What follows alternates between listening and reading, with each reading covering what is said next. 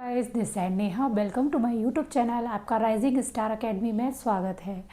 आज हम लोग टॉपिक पढ़ने वाले हैं, कंटिन्यू करने वाले हैं जो पहला हमारा टॉपिक चल रहा था पर्सनैलिटी। ओके, पर्सनैलिटी का मतलब व्यक्तित्व, हमारा व्यक्तित्व का टॉपिक चल रहा था, उसका हम कंटिन्यू करते हैं। ओके, हमने उसमें आपका व्यक्तित्व पर्सनैलिटी समझा था, क्या चीज़ होती है पर्सनैलिटी।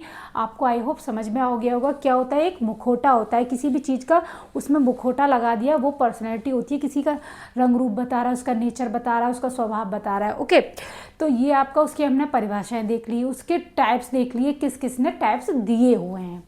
अब जो टाइप्स दिए हुए हैं आज हम उनको पढ़ने वाले हैं, जो कि उनने किस किस राइटर ने, कैसे आपका मनोवैज्ञानिकों ने वर्गीकरण करा है। सब ने अपना अपने हिसाब से व्यक्तित्व को कितने टाइप से बताया गया है। ठीक है, तो आज हम पढ़ने वाले हैं व्यक्तित्व के प्रकार, मतलब वर्गीकरण, क्या क्या प्रकार हैं। ओके, तो आप देखेंगे भारतीय दृष्टिकोण से के हिसाब से, जो भारत की जो दृष्टिकोण है उसके हिसाब से व्यक्तित्व को क्या वर्गीकरण करा गया है, तो उसके हिसाब से 3 प्रकार से व्यक्तित्व बताया गया है। पर्सनैलिटी 3 टाइप से बताई गई है अपने इंडिया में, कि पर्सनैलिटी ऐसी होती है। तो आपकी एक सतोगुणी, रजोगुणी, तमोगुणी, 3 टाइप की बता रखी है। तो सतोगुणी आपको नाम से पता चल रहा है, सत्य बोलने वाला, अच्छा इंसान, उच्च विचार करने वाला, उच्च नैतिकता रखने वाला, नैतिक मूल्यों को रखने वाला, स्वच्छता वाला। ठीक है, तो इसमें ब्रह्म गुणों का पालन करने वाला। सतोगुणी मतलब सत्यवादी। ठीक है, उच्च आदर, श्रेष्ठ मूल, उत्तम स्वभाव, नैतिक मूल्य से युक्त व्यक्तित्व इसके अंतर्गत आता है। ओके, फिर है आपका रजोगुणी। तो रजोगुणी क्या है, सतोगुणी और तमोगुणी के बीच की कड़ी है। तो इसमें देखो, ना तो ज़्यादा अच्छा होगा और ना ज़्यादा बुरा भी होगा। ठीक है, तो इसमें कैसे गुण के अंतर्गत आते हैं, इस गुण के अंतर्गत तीव्र क्रिया वाला, बहुत जल्दी से हाइपर वाला, इंद्रिय तुष्टि की इच्छा करने वाला, असंतोष आदमी रहेगा, इसमें संतुष्टि वाला नहीं रहेगा, दूसरों के प्रति ईर्ष्या करने वाला। ठीक है, भौतिकवादी मानसिकता के गुणों के इसके अंतर्गत आते हैं। ओके, फिर आपका बनता है तमोगुणी। तमोगुणी क्या, इस गुण के अंतर्गत क्रोध, घमंड, अवसाद, आलस्य, असहायता की भावना आदि गुण आते हैं। ओके, तो आपका क्वेश्चन बने कि आप भारतीय दृष्टिकोण के हिसाब से बताइए कि कौन सा ऑप्शन है। अगर बच्चे में आपका कोई बच्चा है, कहीं मार्केट में जा रहा है, या फिर कैसे स्कूल में है, कोई बच्चा स्कूल में है, विद्यालय में है, उसका किसी के साथ संबंध में किसी के साथ टक्कर हो गई, ये हो गया, मतलब कोई भी सिचुएशन रख देगा, तो वो बहुत बच्चा गुस्सा करता है, क्रोध करता है, तो वो किस टाइप का आएगा, तो आप क्या लिखेंगे, तमोगुणी। ओके, आपका आ जाए घमंड करता है एक बच्चा कोई, तो आलस्य, तो इसमें क्या क्या गुण आते हैं, क्रोध, घमंड, अवसाद आते हैं, आलस्य करने वाला, असहायता करने वाला, किसी की असहायता की भावना वाला। ठीक है, तो इसमें आते हैं आपके तमोगुणी में। ओके, फिर होता है आयुर्वेद के अनुसार। आयुर्वेद के अनुसार भी आपको पर्सनैलिटी बता दी किसी की, तो वो वात, पित्त और कफ, 3 चीज़ आपने सुनी होगी ना, बोलते हैं आयुर्वेदिक, बोलते हैं इसका वात, कफ, पित्त बिगड़ रहा है, इसका वात बिगड़ रहा है, इसका पित्त बिगड़ रहा है, इस टाइप से। तो वो किस बोला है, पित्त प्रधानता, जिसमें पित्त की प्रधानता होगी, पित्त ज़्यादा होगा। ठीक है, तो वो कैसा होगा, क्रोधी होगा, वो दुबले पतले लोग होंगे। ठीक है, तो पित्त पे जिसमें प्रधानता होगी तो वो क्रोधी होगा, दुबले पतले लोग होंगे। फिर आपका वात प्रधान या वायु प्रधान। ठीक है, वायु प्रधान विकारों से शारीरिक दृष्टि से मोटे लोग होते हैं। तो जो आपके वात प्रधान वाले होंगे तो वो कैसे होंगे, मोटे लोग होंगे। अब कफ प्रधान मतलब शारीरिक दृष्टि से पतले, शरीर में कफ की प्रधानता ज़्यादा। देखो कफ क्या होता है, सभी जानते हैं, कफ है ना, कफ होगा तो वो जुकाम होगा, खांसी होगा आदि, इसके अंतर्गत प्रधानता रहती है। ओके, शारीरिक गुणों पर आधारित वर्गीकरण, जो शरीर के आधार पर जो वर्गीकरण किया है, शारीरिक जो गुण होते हैं वो किसने किया, आपका शेल्डन ने किया। ठीक है, सा से शेल्डन। आपको ट्रिक क्या याद रखनी है, जो शारीरिक गुणों का पर व्यक्तित्व बताया है, शारीरिक मतलब शेल्डन। ठीक है, तो किसने बताया है, शेल्डन ने बताया है। तो इन्होंने आपके शेल्डन ने शारीरिक रचना के आधार पर 3 टाइप से बताया है। तो पहला है आपका कोमल तथा गोलाकार। तो कैसा होगा व्यक्तित्व किसी व्यक्ति का, तो कोमल तथा गोलाकार जो होगा वो कौन होगा, एंडोमॉर्फिक बोलते हैं। ठीक है, उसको अभियंतरांगा अनुरूपता भी बोलते हैं। ठीक है, तो इनका ये नाम भी लिखा जाता है एंडोमॉर्फिक। डायरेक्ट हिंदी क्वेश्चन में भी ये नाम आपका लिखा जाता है। ओके, आपको ये नाम पता होना चाहिए। ठीक है, तो कोमल तथा गोलाकार कैसे होते हैं, जो व्यक्ति बिल्कुल खाने पे डिपेंडेंट होते हैं, बहुत कोमल होते हैं, ठीक है, और बहुत खाने पीने मेल झोल मिलनसार होते हैं ये लोग, है ना, और मतलब बहुत जल्दी सबके साथ ढल जाते हैं, ऐसे नहीं है रूडली हो। तो ये क्या होते हैं, बहिर्मुखी होते हैं, ठीक है। कैसे कैसे होते हैं, बहिर्मुखी होते हैं, सामाजिक होते हैं, ये लोग दूसरों के साथ बहुत जल्दी मिल जाते हैं, और ये लोग खाने पे ज़्यादा फोकस करते हैं, ठीक है, और गोल मटोल होते हैं, मोटे होते हैं, ठीक है। इनका शरीर कैसा होता है, गोल मटोल होता है, मोटा होता है, गोलाकार होता है, खाने पे ज़्यादा डिपेंडेंट रहते हैं, खाने को ज़्यादा पसंद करते हैं, घूमना पसंद करते हैं, मेल झोल बनाना पसंद करते हैं, सामाजिक होते हैं, ये बहुमुखी होते हैं। ओके, फिर आपका आयताकार, जिसको हम मेसोमॉर्फिक बोलते हैं, ठीक है, अनुपात, ठीक है, जो शरीर के अनुपात, ठीक है। तो आयताकार, आयताकार कैसे होते हैं, आयताकार ऐसे होते हैं आपके बिल्कुल शुडोल टाइप के, अच्छे, ठीक है। तो शुडोल टाइप के होते हैं आयताकार, लंबे पतले, दुगले पतले और शुडोल इस टाइप के होते हैं। तो ये कैसे होते हैं, आपके स्वाभिमानी होते हैं, रूढ़िवादी होते हैं, जिनका शरीर आपका आयताकार होता है, ठीक है। आयताकार जैसे पतले हो गए, दुगले हो गए, मोटे हो गए, लंबे ठाड़े हो, सॉरी लंबे ठाड़े तो नीचे होगा, ठीक है। आयताकार ऐसे होते हैं जो नाटे होते हैं पर अपने पर्सनैलिटी को बना के रखते हैं, जो स्वाभिमानी होते हैं, रूढ़िवादी होते हैं, ठीक है। अब बहुत मेहनती होते हैं, इसमें आप क्या कर सकते हैं, ये बहुत मेहनती भी होते हैं, मेहनती होते हैं, आलस नहीं होता है इनमें, आलस से भी नहीं होता। ओके, तो ये आलसी होते हैं, ये कैसे होते हैं, आलसी होते हैं आपके, ठीक है। फिर आपका लंबाकार या एक्टोमॉर्फिक, एक्टोमॉर्फिक, ठीक है। तो लंबाकार ये लंबे दुगले होते हैं, ठीक है, बहुत लंबे दुगले होते हैं, एक दूसरे को डिपेंड अपना लंबकार मतलब लंबे दुगले लंबे चौड़े, है ना, शरीर वाले, निर्भीक होते हैं, जैक, ठीक है। इनको हम बोलते हैं अंतर्मुखी होते हैं, ठीक है।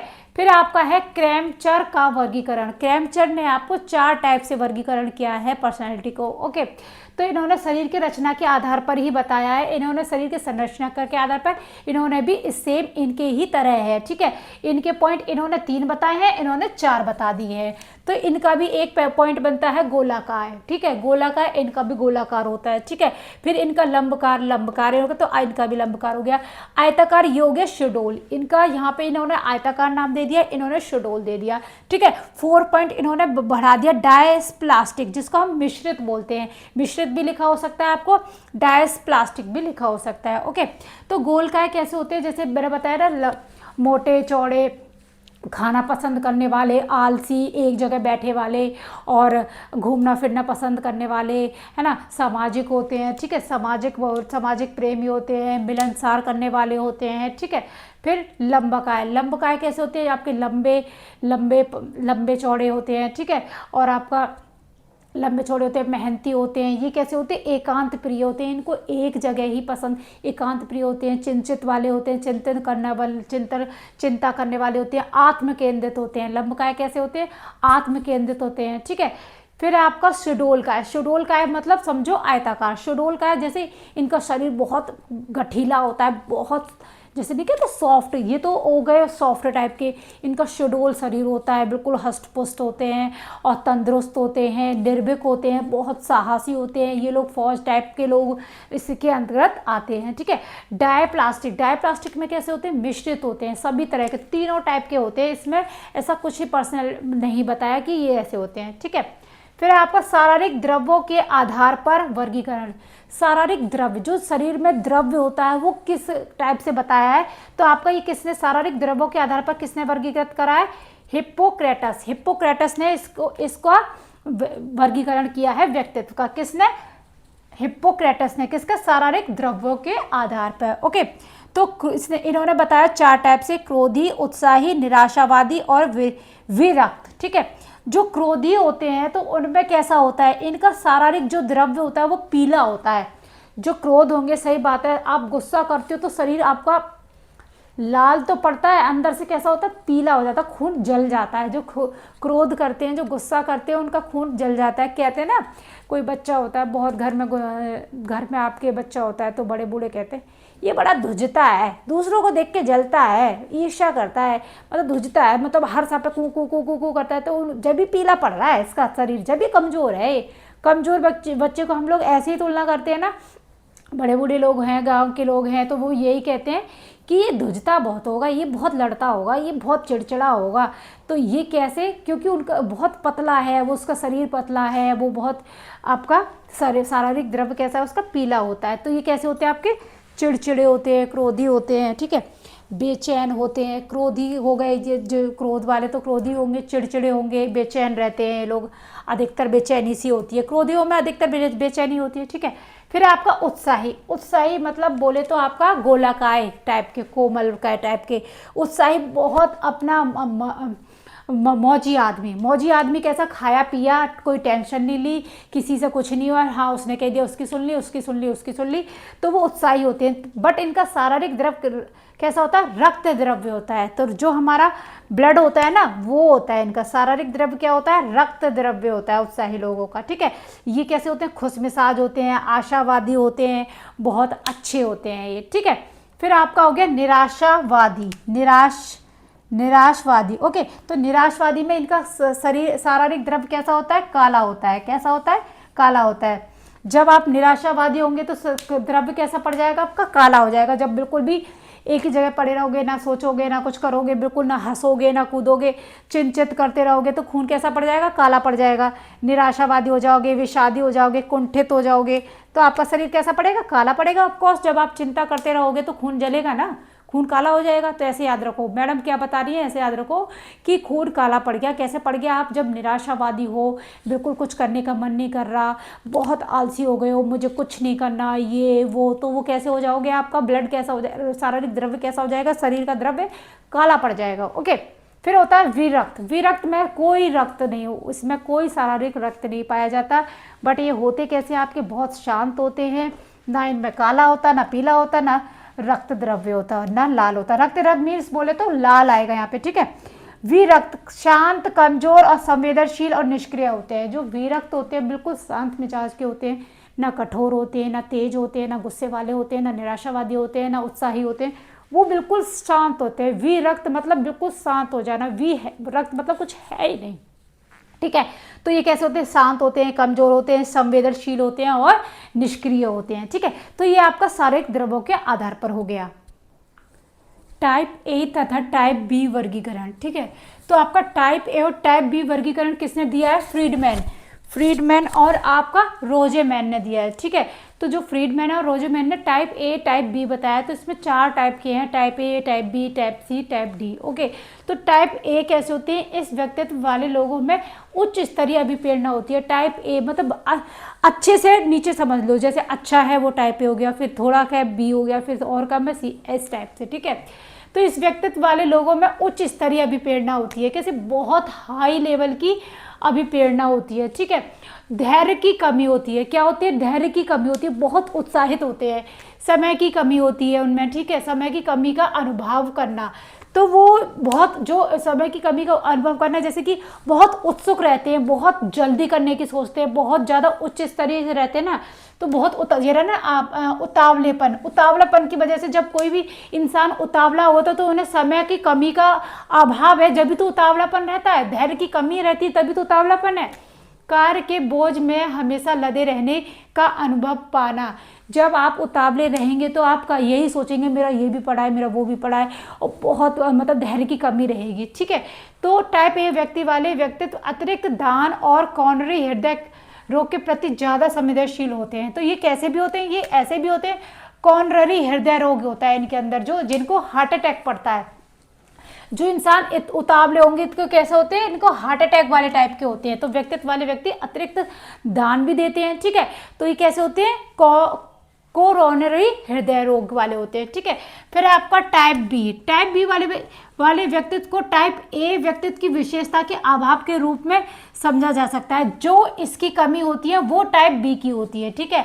टाइप बी में कैसे होते हैं, आपके शांत होते हैं, ये उतावले होते हैं, ये शांत होते हैं, ये आपके लचीले होते हैं, ये बिल्कुल वैसे निठुर खटोर होते हैं, लेकिन कम महत्वाकांक्षी होते हैं। ये कैसे होते हैं, कम महत्वाकांक्षी होते हैं, वो महत्वाकांक्षी होते हैं। ओके, टाइप सी किसने दिया, मॉरिस ने समझाया। इस प्रकार के व्यक्तित्व कैसे होते हैं, सहयोगशील होते हैं, विनीत तथा धैर्यवान होते हैं।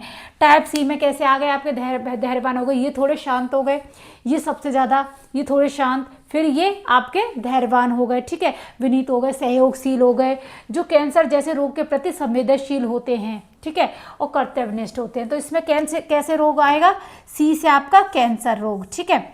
टाइप बी में होते हैं निराशावादी, चिंतित तथा एकाकी। तो टाइप डी में कैसे होंगे, आपके निराशावादी होंगे, चिंतित होंगे और आपके एकाकी होंगे। एकाकी मतलब एक तरह से अंतर्मुखी टाइप के, इस टाइप के ये होंगे। तो ये आपका टाइप ए और टाइप बी का वर्गीकरण हो गया।